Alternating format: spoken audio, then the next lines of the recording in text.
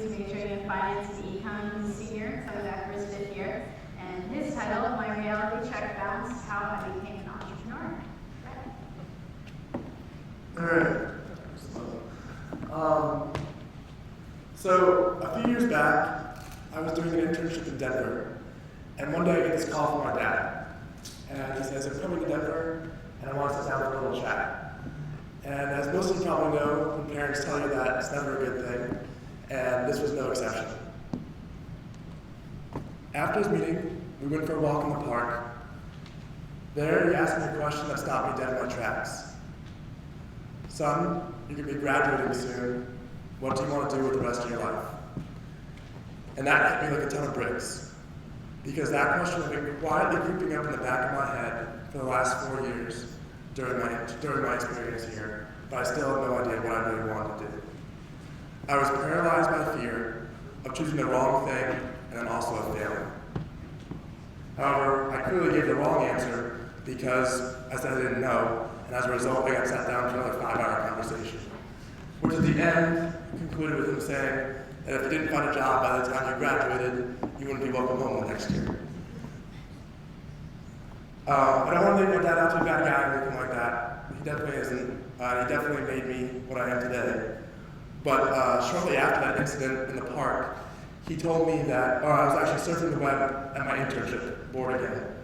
I was actually so bored at this internship, I counted the bricks across the wall in the street.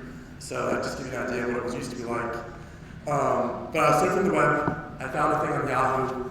It said, Millennials flock to Jason Dorsey's book.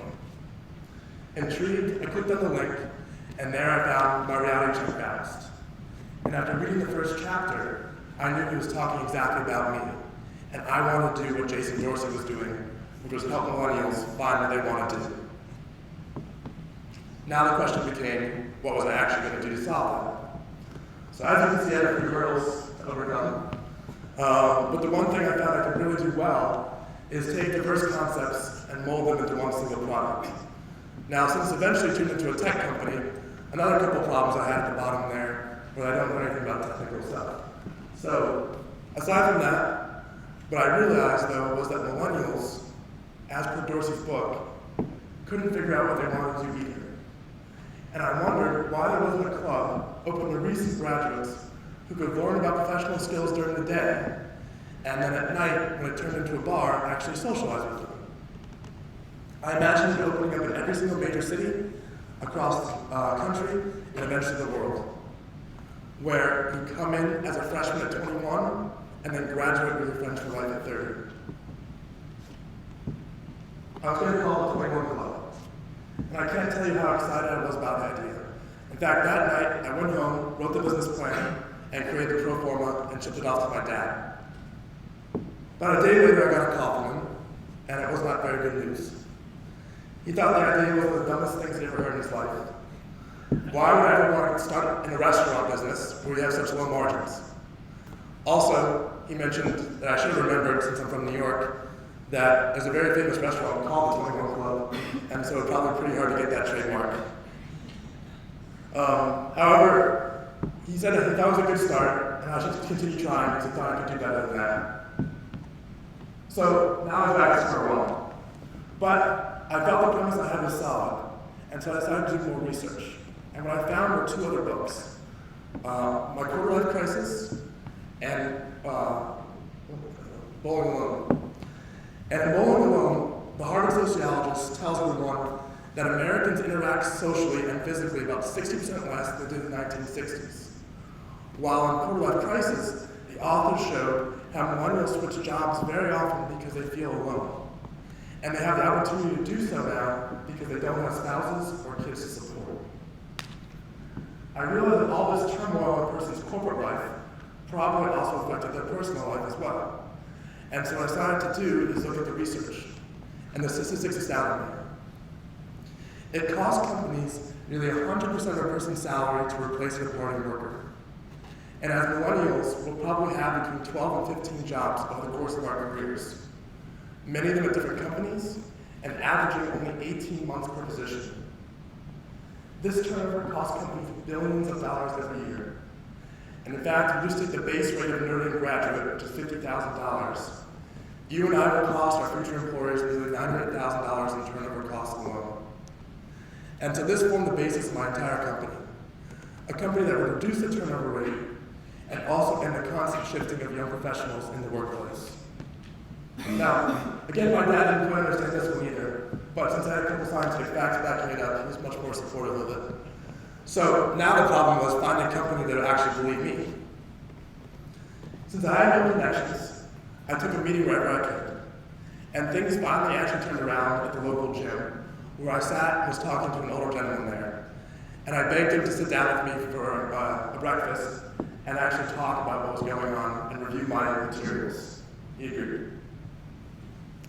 So the next day, I went to see him at breakfast, handed him my presentation. It looked like this. It was not very good, obviously pretty tech-heavy. And I still really don't know to this day how he didn't kick me out of that meeting or start laughing at the breakfast. But at the end of it, he said, "Today's your lucky day. I'm a venture capitalist. I just so happen to have 2 CEOs sitting in my office today. And if they like what you do after you fix these 10 things that I don't like about your presentation in 2 hours, I'll decide to help you." So I just rushed back home, fixed everything, came back and presented. And from that day forward, we've never looked back. Now, it's been incredibly difficult, and we've changed the business model nearly 3 times. But over the course of this time, I've met Fortune 500 CEOs, pitched presidential political candidates, and we even won the Notre Dame business plan competition. So, where are we now? Well, what I slowly started realizing was that the problem didn't just affect you when you were at your corporation, it actually started affecting you much earlier, as a college student. So we shifted our focus to American higher education. How education is currently delivered hasn't changed in nearly 300 years since the British first thought of it. And this is actually the world as they saw it back then. As you can see, America is a little bit disproportionately sized. A quarter of the continent spoke English, a quarter spoke French, and over half of it was Indian country. In fact, when you were sick, the best idea how they had to fix you was with this. So, in a system that hasn't changed since doctors started putting leeches on us, I believe the best description is by Sugata Mitra in his TED Talk that he gave this year. The education system is not broken, it is obsolete. And when something has become obsolete, there are a lot of opportunities for entrepreneurs. And so while most people have tended to focus on the education of students, I found a completely untapped arena, and that was educational networks. And right now I'm obsessed by it. Because just imagine this, every single year at Notre Dame alone, 2,000 people come together without ever knowing each other, and within 4 years forge bonds that will last a lifetime. But right now, this happens completely by chance. By chance you meet your best friend, by chance you get put in the right dorm room, by chance you find the right student club or head to the right bar. Now let's extend this problem. What happens once we graduate? How do we keep these deep connections and build new ones? How can we tap into the dynamic alumni network that we hear so often about? Again, right now it's completely by chance. But this is so inefficient, especially when you have a central organization that knows everything about you and collects all this data. And obviously I'm talking about the Notre Dame administration. Unfortunately, no such current database exists at Notre Dame, or pretty much any school for that matter. They have some systems, but most of them are isolated. Notre Dame has no idea what you like, what you dislike, who you could be connected to, etc. And no way to connect to anyone on a real-time basis, alumni or student. Instead, because it has no such system, it has to rely on mass marketing techniques to reach anybody. So what you get is a system where Notre Dame sends messages out to each individual, and the recipient can only ever communicate back to Notre Dame, and cannot reach out to any of the other alumni around them because they don't even know they exist. More troublesome is that the communication becomes less and less available because as you graduate, you don't experience Notre Dame the same way that they communicate with you, which tends to be about all their building plans as opposed to the people that you met over the 4 years while you were here. And this is not to cast any light against Notre Dame, and it's not really their fault. It's just that it operates in the central router system and cannot process all the information that comes through to help relationships form successfully and most importantly in a timely manner. and therefore Notre Dame becomes a bottleneck. Another way to think about your relationship with the university is think of it like a bonfire. In the current system, Notre Dame has to do all the work to maintain the connection. But to sustain a fire, what do you constantly need? Wood. And not just for yourself, but for the 140,000 alumni that are out there. That's a lot of wood, and it gets really, really expensive to maintain that system. As a result, Notre Dame only focuses 99% of its attention on the wealthiest alumni, supplying the rest with the mass marketing techniques that we are too familiar with nothing customized to you. So, this is exactly where we step in. We take the university out of the mass marketing market. Instead, we help it focus on creating what I like to call sparks, or a possible connection between groups of people, such as profession, socializing habits, or even something as specific as liking a hot dog stand on 72nd Broadway in Manhattan. Now, instead of the university having to maintain a bonfire, all it has to do is provide sparks to its alumni because they maintain the fire on their own. These fires can last for months, weeks, hours, days, or even minutes. But now that they're providing the sparks, they're constantly connected. And these sparks are a lot less expensive and a lot more useful. Just to give you a simple example, one of the things that we're brainstorming right now is a mentoring program.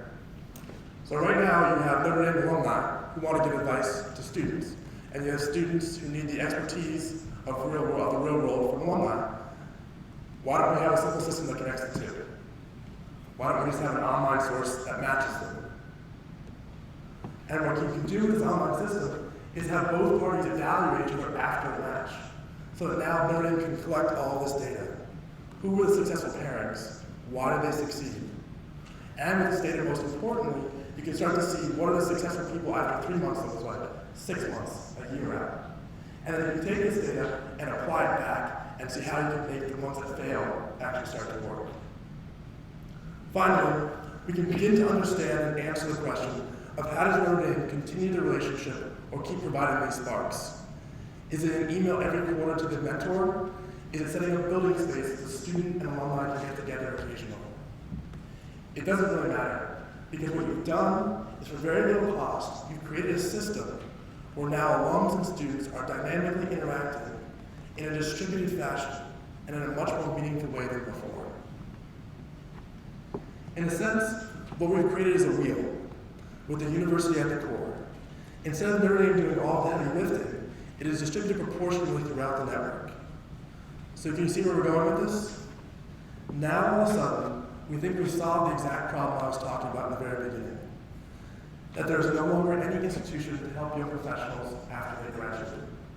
The university can become that sense of organization for all of its alumni and the social fabric for its graduates.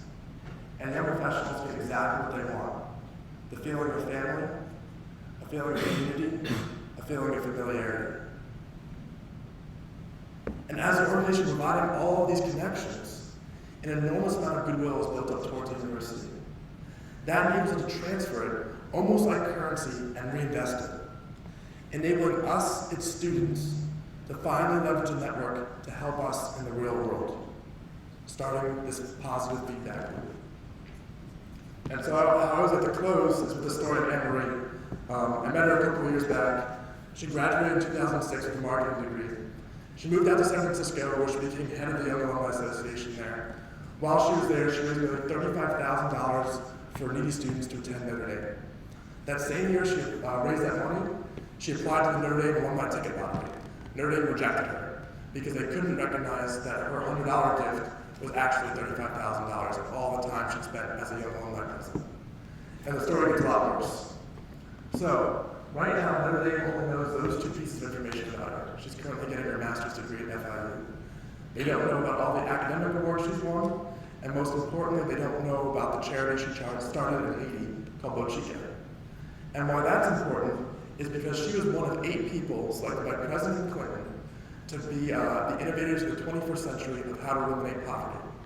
And she was able to leverage that award to become one of the first Notre Dame students to ever get a UN internship.